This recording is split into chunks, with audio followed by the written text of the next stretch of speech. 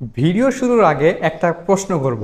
যখন আপনি কোনো কনভারসেশনে থাকেন তখন সব থেকে অকওয়ার্ড মোমেন্ট কোনটা? অকওয়ার্ড মোমেন্ট হলো যখন আপনি কনভারসেশনের মধ্যে হঠাৎ করে কি বলবেন সেটা বুঝতে না পারেন এবং আপনি যার সাথে কথা বলছেন সেও কিছু বলতেছে না, হঠাৎ করে একটা সাইলেন্স চলে আসে এবং এন্ড অফ দ্য কনভারসেশন। এইরকমটা আসলে কেন হয়? আমাদের ব্রেনে সব সময় হাজার হাজার থিঙ্কিং চলতে থাকে, কিন্তু কনভারসেশনের সময় হঠাৎ করে আমরা কেন এই টাইপের অকওয়ার্ড সিচুয়েশনে পড়ে যাই, হঠাৎ করে কেন সব কিছু সাইলেন্স হয়ে যায়?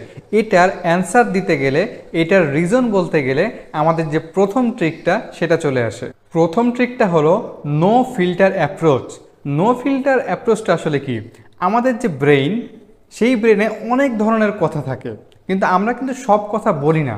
সো আমাদের মাউথ অ্যান্ড ব্রেনের মাঝখানে একটা ফিল্টার কল্পনা করা হয়। এই ফিল্টারটা আমাদের ব্রেনে যে থিঙ্কিংগুলো চলে সেখান থেকে ফিল্টার করে কথাগুলো মাউথের মাঝে নিয়ে আসে। এই ফিল্টারটার মেইন কাজ কি? হিউম্যান সাইকোলজি হচ্ছে সবসময় অন্যের কাছে নিজেকে কুল, স্টাইলিশ, ইমপ্রেসিভ করে তুলে ধরতে চায়। সো এই ফিল্টারটা আমাদের মাথায় যে থিঙ্কিংগুলো চলে, আমাদের এই থিঙ্কিংগুলোর মধ্যে সেই জিনিসগুলোই মাউথের মাধ্যমে, বডি ল্যাঙ্গুয়েজের মাধ্যমে এক্সপ্রেস করায়, যেগুলোর মাধ্যমে তার মনে হবে যে আমরা নিজেদেরকে ইমপ্রেসিভ ওয়েতে এক্সপ্রেস করতে পারবো। কিন্তু মাঝে মাঝে এই ফিল্টারটা উল্টো আমাদের কনভারসেশনটাকে ক্ষতিগ্রস্ত করে। কিভাবে করে? যখন আপনি ইমপ্রেসিভ ওয়েতে নিজেকে এক্সপ্রেস করতে যাচ্ছেন বা ফিল্টারটা আপনাকে করাতে চাচ্ছে এবং আপনার মাথায় অনেকগুলো থিঙ্কিং কাজ করতেছে, এখন এই সময় ফিল্টারটা ভাবে এটা বলবো নাকি এটা বলবো, এটা বললে কেমন হবে, বা ওটা না বললে কি আমাকে আর একটু ভালো দেখাবে বা ভালো শোনাবে। এই যে একটা দ্বিধাদ্বন্দ্বের মধ্যে থাকে, এই যে একটা right word, right sentence, right approach choose করার জন্য ফিল্টারটা কাজ করতে দ্বিধাদ্বন্দ্বের মধ্যে ভোগে। এর মাধ্যমে কি হয়? আপনার কনভারসেশনে একটা পজ চলে আসে, হঠাৎ করে আপনি কি বলবেন সেটা খুঁজে পান না। এবং এর সব থেকে ব্যাড ইম্প্যাক্ট পড়ে হচ্ছে বিজনেসে, সেলসে। কাস্টমারকে ইমপ্রেস করার জন্য, কাস্টমারের কাছে আপনার পণ্যটা পৌঁছানোর জন্য বা তাকে কনভিন্স করার জন্য আপনি কোন ওয়ার্ডটা চুজ করবেন, এটা অনেক সময় এই ফিল্টারের কারণে আমরা কি বলবো সেটা বুঝতে পারি না। তাহলে এবার সলিউশনটা কি? সলিউশনটা হচ্ছে রিমুভ দ্য ফিল্টার। এই ফিল্টারটাকে আপনার ব্রেন থেকে সরিয়ে ফেলুন। তাহলে বলবেন, ভাই এই ফিল্টারটাকে কিভাবে ব্রেন থেকে সরাবো? সরানোর একটাই মাত্র উপায়, আপনার ব্রেইনে যেটা আসছে, আপনার মাথায় যে চিন্তাটা আসছে সেটাই বলে ফেলুন। এখন আপনি বলবেন, ভাই আমি তো অনেক ভুলভাল কিছু বলে ফেলতে পারি। আপনি যখন এই ফিল্টারটাকে কাজ করতে না দিয়ে আপনার মনের কথাগুলো ডিরেক্টলি বলতে থাকবেন, তখন আপনার সাবকনসিয়াস মাইন্ড আস্তে আস্তে ট্রেন্ড হতে থাকবে এবং সাবকনসিয়াসলি আপনার যে রেসপন্স, সেটা অটোমেটেড রেসপন্স মেকানিজমের মাধ্যমে কন্ট্রোল হতে থাকবে। এবং প্রথমে আপনি ভুল করবেন।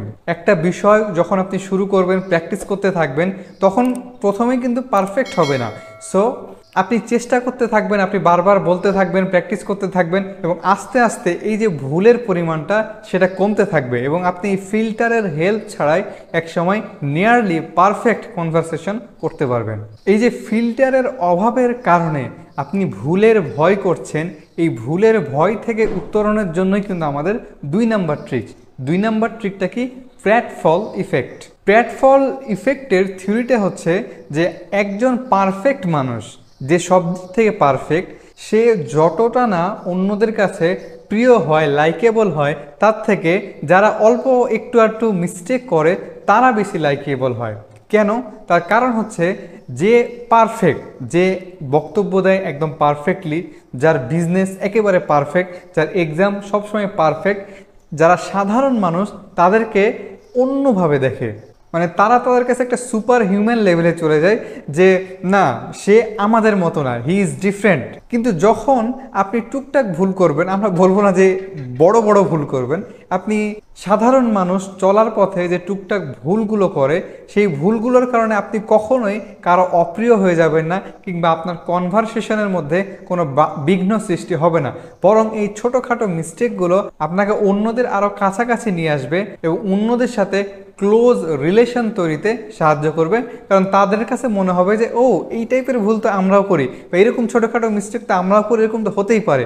সো তারা আপনার সাথে নিজেদেরকে রিলেট করতে পারবে, এবং যখনই রিলেট করতে পারবে রিলেট থেকে রিলেশন বিল্ড আপ হবে। So don't wait to be perfect, just do it, just say it. 3 number ট্রিক্সটা হচ্ছে কনভারসেশন থ্রেডিং। আপনি যেই হন না কেন, আপনি যদি কনভারসেশন থ্রেডিং মেনটেন করতে না পারেন, আপনি কখনোই একজন ভালো কমিউনিকেটর হতে পারবেন না, কখনোই আপনি ভালো রিলেশন বিল্ড আপ করতে পারবেন না, এবং আপনার বিজনেস কখনোই সাকসেসফুল হবে না। এখন কমিউনিকেশন থ্রেডসটা আসলে কি, আমি একটা উদাহরণ দিয়ে বোঝাই। সাপোজ আপনি এবং আপনার বন্ধুর মধ্যে কনভারসেশন হচ্ছে, তো সে বলল যে সে এই 1 সপ্তাহ ধরে প্রতিদিন 1 ঘন্টা করে শরৎচন্দ্রের উপন্যাস পড়ছে। এখন আপনি যদি বলেন ধুরু, শরৎচন্দ্রের উপন্যাস আমার ভালোই লাগে না, এই যে আপনি এই কথাটা বললেন, এর মাধ্যমে কিন্তু আপনি কনভারসেশন থ্রেডটা কাট করে ফেললেন, এবং কনভারসেশন এখানেই শেষ হয়ে যাবে। আপনার শরৎচন্দ্রের উপন্যাস ভালো লাগে কি মন্দ লাগে সেটা বড় কথা নয়। আপনি যদি অপরপক্ষের সাথে ভালো রিলেশন বিল্ড আপ করতে চান, তাহলে সে যে কনভারসেশনটা করছে সেটা থ্রেডসটা আপনাকে মেনটেন করতে হবে। এখন আপনি এই যে একটা সেন্টেন্স, এখান থেকে আপনি অনেকগুলো থ্রেডস বের করতে পারেন, গাছের শাখা প্রশাখার মতো। সাপোজ আপনি বলতে পারেন, তুমি শরৎচন্দ্রের কোন উপন্যাসটা পড়ছো। এটা দিয়ে যদি আপনি শুরু করেন তাহলে আপনার কথা যাবে একদিকে। আপনি এটাও জিজ্ঞেস করতে পারেন যে শরৎচন্দ্রের উপন্যাসের কোন দিকটা তোমার ভালো লাগে। আপনি এভাবেও যেতে পারেন যে শরৎচন্দ্রের উপন্যাসের সাথে বর্তমান উপন্যাসের পার্থক্য কী, বা তোমার কাছে কোনটা বেশি ভালো মনে হয়। সো আপনি এভাবে ডিফারেন্ট অ্যাপ্রোচের মাধ্যমে এই যে থ্রেডসটা, সেই থ্রেডসটাকে এগিয়ে নিয়ে যেতে পারেন। যখন আপনি তার ইন্টারেস্ট অনুযায়ী কথা বলতে থাকবেন, তখন সে আপনার সাথে কথা বলতে ইন্টারেস্টেড হবে, এবং তার সাথে একটা ভালো রিলেশন বিল্ড আপ হবে। এই যে সিকোয়েন্সিয়াল কনভারসেশন, এটা সকল ক্ষেত্রে গুরুত্বপূর্ণ। আপনি কারোর সাথে রিলেশন বিল্ড আপ করতে চাচ্ছেন, কিংবা আপনি বিজনেসে সেলস করতে যাচ্ছেন, আপনি বিজনেস রিলেশনশিপ বিল্ড আপ করতে যাচ্ছেন, আপনি অফিসে কমিউনিকেশন করতে যাচ্ছেন, যে কোনো ক্ষেত্রেই এই সিকোয়েন্সিয়াল কমিউনিকেশন থ্রেডস খুবই গুরুত্বপূর্ণ। তাহলে আজকে আমরা যে 3টা ট্রিক্স বললাম, অ্যাকচুয়ালি আমরা কনভারসেশনের একটা পিরামিড তৈরি করলাম। 1 নম্বরে আপনি নো ফিল্টার অ্যাপ্রোচের মাধ্যমে আপনার মধ্যে যে দ্বিধাদ্বন্দ্ব সেগুলোকে দূর করে ফেলবেন। আপনার ব্রেনে যে থিঙ্কিংগুলো আসছে সেগুলো আপনি দ্বিধাহীনভাবে এক্সপ্রেস করবেন। 2 নম্বরে আমরা বললাম প্র্যাটফল ইফেক্ট। এই যে আপনি দ্বিধাহীনভাবে আপনার যে কথাগুলো, থিঙ্কিংগুলো শেয়ার করছেন, এখানে টুকটাক ভুল হতে পারে। এই ভুলের কারণে আপনি থেমে থাকবেন না, বরং এই ভুলগুলো আপনাকে অন্যের কাছে আরও লাইকেবল করে দিবে।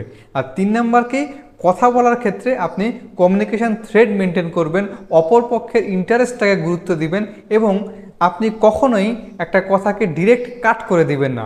সো এই 3টা ট্রিক্স যদি আপনি মেনটেন করেন, আমি বলতে পারি আপনি অন্য 10 জনের থেকে একজন দক্ষ এবং কনফিডেন্ট কমিউনিকেটর হিসেবে নিজেকে তৈরি করতে পারবেন। এরকম গুরুত্বপূর্ণ আরও ভিডিও পেতে চাইলে আমার চ্যানেলটিকে সাবস্ক্রাইব করে রাখতে পারেন। আর আপনি যদি ফেসবুকে এই ভিডিওটি দেখে থাকেন তাহলে আমার পেজটি লাইক করতে ভুলবেন না। সাথে থাকুন।